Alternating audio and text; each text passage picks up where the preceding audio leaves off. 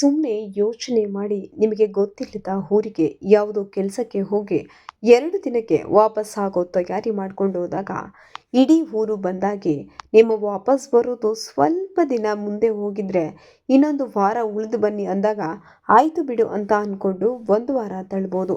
ಇನ್ನೇನು ಹೊರಡೋ ತಯಾರಿ ಮಾಡಿಕೊಳ್ಳೋಗ ಇನ್ನೊಂದು ತಿಂಗಳು ಎಂದಾಗ ಹೇಗಾಗ್ಬೇಡ.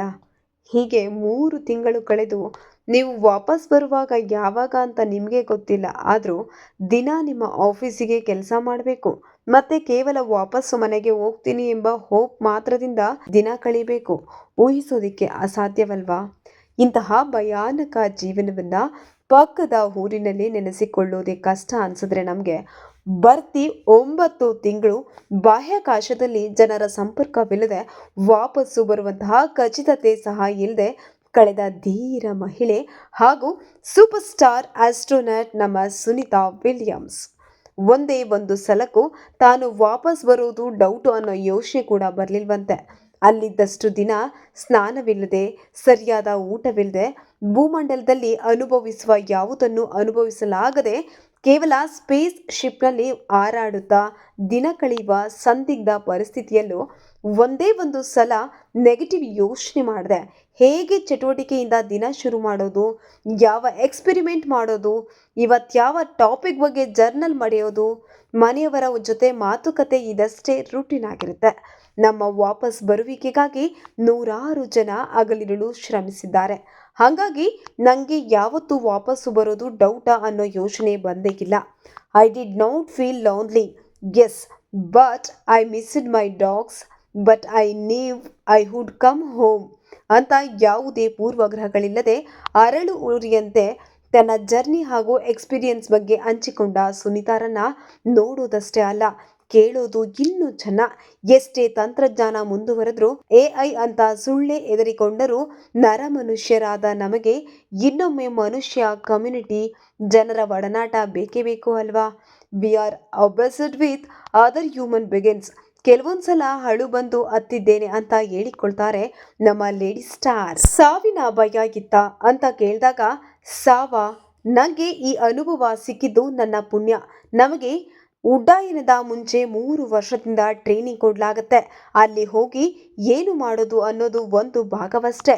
ಇದಾಗದೆ ಹೋದರೆ ಹೇಗೆ, ಇದು ಹೀಗಾದರೆ ಹೇಗೆ ಎಂಬೋ ಅನ್ಸರ್ಟನಿಟಿ ಸುತ್ತಲೇ ನಮ್ಮ ತಯಾರಿ ನಡೆದಿರುತ್ತೆ. ಹಾಗಾಗಿ ನಾವು ಭಯ ಬೀಳೋದಿಲ್ಲ. ಇಂತಹ 100 ವೈಪರೀತ್ಯಗಳನ್ನು ನಾವು ಮೊದಲೇ ಊಹಿಸಿರುತ್ತೇವೆ. ಮುಂದೆ ಏನು ಮಾಡೋದು ಅಂತೆಲ್ಲ ತಲೆಯಲ್ಲಿ ಓಡಾಡ್ತಿರುತ್ತೆ. I am glad that I was part of the mission. ಕೋಟಿಗಟ್ಟಲೆ ಜನ ನನ್ನ ವಾಪಸ್ಸು ಬರುವಿಕೆಗಾಗಿ ಪ್ರಾರ್ಥಿಸಿದ್ದು ಭಾವನಾತ್ಮಕ ಅನುಭವ. ಮನುಷ್ಯನ ಮೂಲ ಗುಣವಿರುವುದೇ ಫೆಲೋ ಹ್ಯೂಮನ್ ಬೀಯಿಂಗ್ನ ಬಗ್ಗೆ ಕೇರ್ ಮಾಡೋದು, ವಿಚ್ ಇಸ್ ಸ್ಟಿಲ್ ಟ್ರೂ.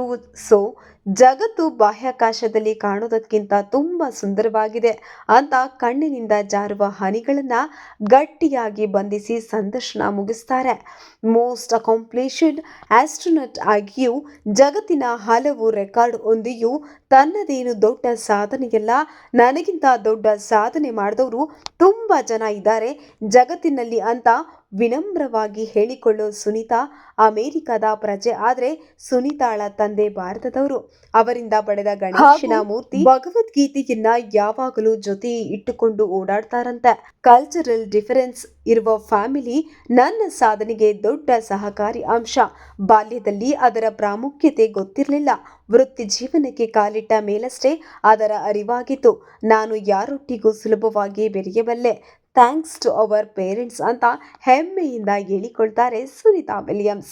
ನೆನಪಿರಲಿ, ಸ್ಪೇಸ್ ಅನ್ನೋದು ಭೂಮಿಗಿಂತ ತುಂಬ ವೈಪರೀತ್ಯಗಳಿಂದ ಕೂಡಿದ ಅನುಭವ. ಅದಲ್ಲದೆ ಅಲ್ಲಿ ನಡೆಯುವ ಪ್ರತಿ ವಿದ್ಯಮಾನವೂ ಕೇವಲ ಕಿಟಕಿಯಿಂದ ನೋಡಬಹುದಷ್ಟೇ.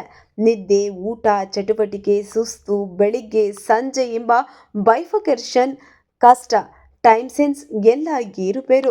ಹಗಲು ರಾತ್ರಿ ಕೂಡ ಕೇವಲ ನಕ್ಷತ್ರ ಹಾಗೂ ಸೂರ್ಯನ ದರ್ಶನದಿಂದ ತಿಳಿದುಕೊಳ್ಳೋದು. ಅಂತರಿಕ್ಷದಲ್ಲಿ ಸುದೀರ್ಘ ಸಮಯವನ್ನ ಕಳೆದ ಹೆಗ್ಗಳಿಕೆ ಇರುವ ಸುನಿತಾಗೆ ಬೇರೆ ಪ್ಲಾನೆಟ್ಸ್ಗಳಲ್ಲಿ ಜೀವರಾಶಿ ಇರಬಹುದು ಅನ್ನೋ ಅನಿಸಿಕೆ ಇದೆಯಂತೆ. ನಮ್ಮಂತಲ್ಲದಿದ್ರೂ ನಮಗಿಂತ ಭಿನ್ನವಾಗಿದ್ದು ನಮ್ಮ ತರ್ಕಕ್ಕೆ ನಿಲುಕದ್ದು. ನಮಗೆ ಗೊತ್ತಿಲ್ಲದ್ದು ಬಹಳ ಇದೆ. ನಾವು ಸೂರ್ಯನ ಸುತ್ತ ಸುತ್ತುವ ಒಂದು ಸಣ್ಣ ಗ್ರಹ ಮಾತ್ರ. ಮಾರ್ಸ್ ಅಲ್ಲಿ ಮಾತ್ರ ಖಚಿತವಾಗಿ ಜೀವಿಗಳಿರಬಹುದು. ನೀರಿದ್ದ ಮೇಲೆ ಅಲ್ಲಿ ಏನು ಏನೆಲ್ಲ ಇರಬಹುದು ಅಂತ ಕುತೂಹಲವಂತ. It was a treat watching her. ಈ ದಿಟ್ಟ ಹೆಣ್ಣು ಮಗಳ ತಮ್ಮ 60ನೇ ವಯಸ್ಸಿಗೆ ಸ್ಪೇಸ್ ಸ್ಟೇಷನ್ನಿಂದ ನಿವೃತ್ತಿ ಘೋಷಿಸಿದ್ದಾರೆ. ಆಡಿದ ಪ್ರತಿ ಮಾತಿನಲ್ಲೂ ಕನ್ವಿಸೇಷನ್, ಕಾನ್ಫಿಡೆನ್ಸ್, ಪಾಸಿಟಿವಿಟಿ ಮತ್ತೆ humility. What a lady, what a champion. ಯೂಟ್ಯೂಬ್ನಲ್ಲಿ ಅವರ ಪಾಡ್ಕಾಸ್ಟ್ ಲಭ್ಯವಿದೆ. ಆಸಕ್ತರು ಹೋಗ್ಬಿಟ್ಟು it is worth your time.